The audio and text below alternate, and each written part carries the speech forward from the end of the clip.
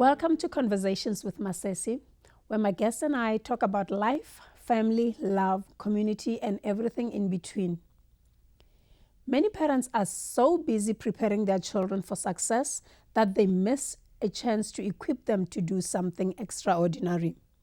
Joining me today is Sandi, I will talk to about how to aim your children for greatness, not success. Let me qualify that. Success is what we all hear, but greatness is when we're raising our children. I always say, whom wants to be great need to be able to serve. So from that point, I want you to take us through how did you aim your children for greatness, because they're doing great things out there. Well, thank you for having me again. I just want to say my focus was preparing my kids as well for the world. Like that, that was one of the reasons why we chose to put them in French immersion, just to give them, maybe open more opportunities for them as they get older. I've always encouraged them to, go whatever path they want to, and I would be there supportive for them. I also told, as they were growing up, to be aware of your surroundings, be aware there's always somebody watching. So you've got to set a good example, and because people are always watching you where you would least expect it. And another thing, to always treat people the way you would like to be treated. That's and true. My dad was like that with us, like every day. That's what my dad. Before you go to your dad, it's always said you cannot take your children where you've never been. Mm-hmm. Give me a snippet of your upbringing when it comes to serving other people, because I see you talk about that quite a bit. Mm-hmm.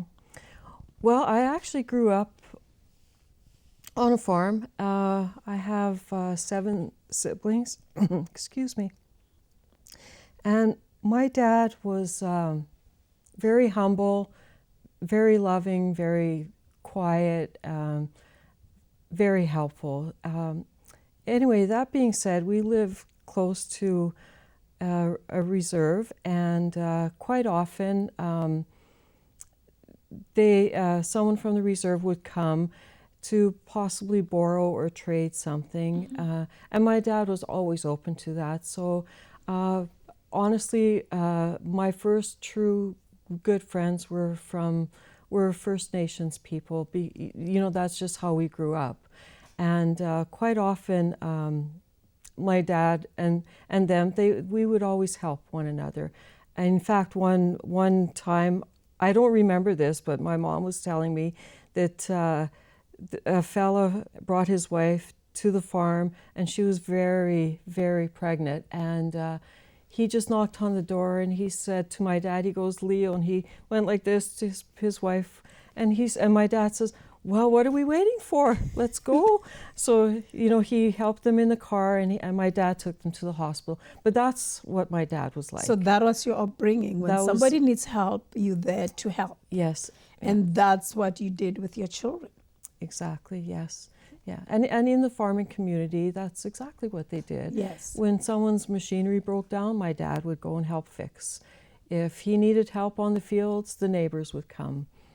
So... we're living in times where we compare, we compete, mm-hmm. and we control. Mm-hmm. And that being said, you as a parent, how did you prepare your children to say, out there, somebody will try to compete with you, or you will want to compete with somebody? I mean, when you are a creative, competition is part of your life. Mm-hmm. But how do you make it a healthy competition, that way aiming them to say, you know what? As a human being, sometimes you win, sometimes you lose. Mm-hmm. Mm-hmm. I'm not sure. I just, like I said, I just was always try to tell them to just be humble, and it's not always about winning, being the first. You just and to share that.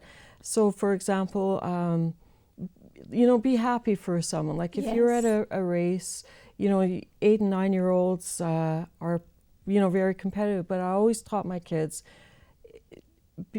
congratulate, be happy for that person. Somebody else. Yes. But it's not easy though. It's as a parent, you want to control some things. Are you telling me you didn't want to control?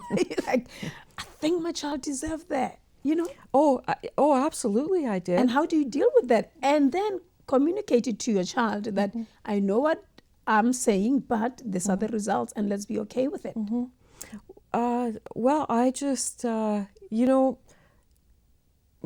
thing was like for example, when Chad was in Navy League, one year he actually did win a lot of awards.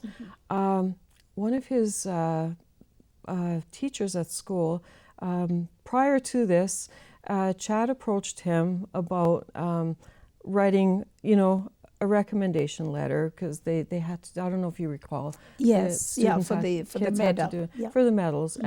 And he refused because there was a time or two that Chad didn't hand in his homework on time or whatever. Chad was really disappointed, and I said, but during the time I said, you know what, that's okay. That's just how he feels, and you have to respect that. But we'll, just move on, and he actually did, and then in the end he ended up getting these awards. So he actually took them to school to show, go be salty a little bit. Yes. So and that's, that's not the right way, but but that's just so we told him, so this is what that would have went to. However, we didn't need it after all anyway. Chad did it. He worked hard on his own, and that was my point for Chad. Just realize that you did this on your own. So it was okay that he refused you, but. So I'm understanding you correctly, saying you can put in the work and succeed. You put in the work and not succeed, but you need to be okay with it. Exactly. Because the aim here is not to rub anything in anybody's nose, but it's for you to be happy with what you've done and where you are. And, I always hear how we always say children are like arrows in the hand of a mighty warrior. And as a parent, you are that warrior, a mighty warrior, and how far you pull that is how far the arrows can go, right? And I like how you talked about being intentional. I liked how you talked about being committed and talked about how you sacrificed. And in all that, it helped your children to be great in their own rights, not even in your shadows. So we need to be those kind of parents, and I thank you for doing that, because as a community we are benefiting. Talk to us about your lessons you taught your children about citizenship, because I think sometimes we want to take and never give. That's right, yes. Well, like I said, they had, they projected what they wanted to do. I was very supportive, as was their dad, and but they also had to learn that it wasn't always about me. Another example too, many years ago when Katie was 9 years old, she volunteered at Parkridge Center for the Sunday service. So she would go to set up the multipurpose room and the equipment, then they get residents down, and that was her thing. Like she learned at an early age that it's good to help people. Yes. And but that actually started from when she was a toddler too, because when she was at daycare, one time there was a new kid that came on the block, and you know how kids could be. He was just sitting there playing by himself, and Katie went and put her little arm around him and said, "I will be your friend." Yes. So they started doing that at an early age, and they did get that. Like we would often go and help people who needed the help. Yes. Like my mom, she lived in a small town. We would often go out there. Like they just knew the importance of helping and yeah.